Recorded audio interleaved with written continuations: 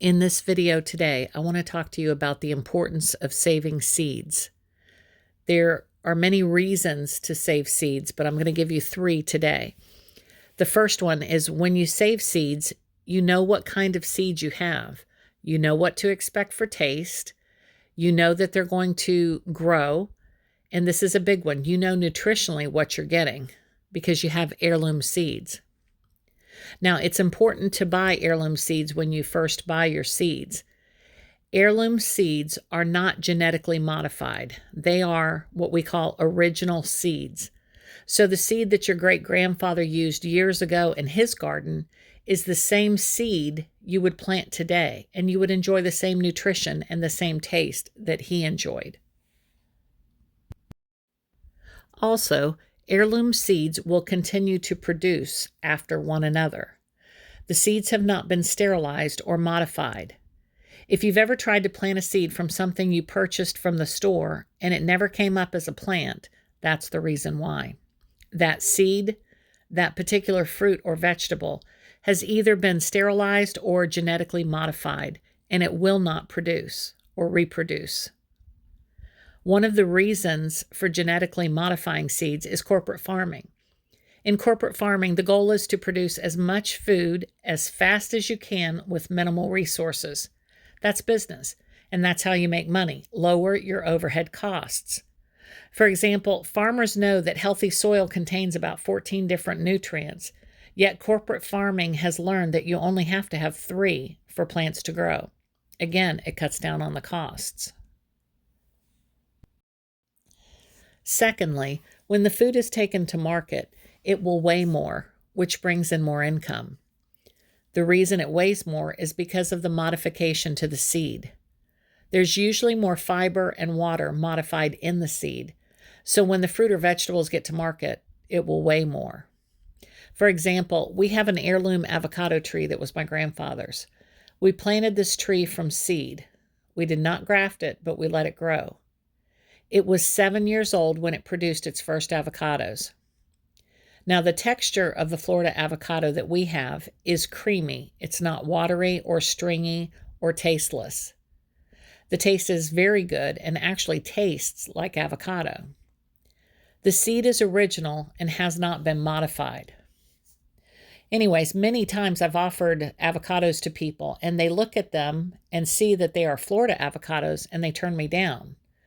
It took me a while to figure out why people would turn away avocados. When my avocados were out of season, I purchased some from the store, and this one in particular had no taste at all. It tasted like flavored avocado water. It was so tasteless. So that taste is what people associate with the Florida avocados. So when you have an heirloom seed, you'll actually get the true taste of the fruit or vegetable that you're eating. I have a farm-to-table video where I had my family tasting some of the vegetables from our garden. They recognized that there was a different and good taste from the homegrown vegetables. When they got to the green beans, they didn't know how to describe the taste because it was so different from the GMO vegetables we get from the store. Second reason you want to save seeds. By saving seeds from your plants and fruit trees, you are guaranteeing seeds for your future planting seasons. You don't know that you'll always be able to purchase the seeds that you want. I know many times I've gone to purchase seeds only to find out that they were out of stock. So when I save seeds, I'm securing food for our future gardens. You'll always have seeds for the next planting season. The third reason is that saving seeds is cost efficient. There's a lot of cost to gardening, especially in the initial setup.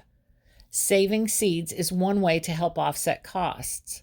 Now, when you're purchasing a lot of seeds, the cost can add up quickly, especially when you start your home garden. This is another reason to purchase heirloom seeds initially. By saving seeds, you will continue to grow heirloom vegetables. And when you have heirloom seeds, if you plan for seed saving, like set a specific portion of your crops aside just for seed, you'll always have more than enough. Not only will you have enough seeds for yourself, but you'll also have extra that you can share with others. So let me explain delegated seed saving. What I mean by that is, let's say I'm planting 4 rows of green beans. I'm going to put in Kentucky Wonders this year. So I want to take 1 row out of the 4, and I want to just save those seeds that I grow. All of the green beans from 1 row are going to be saved just for seed for my next season to plant.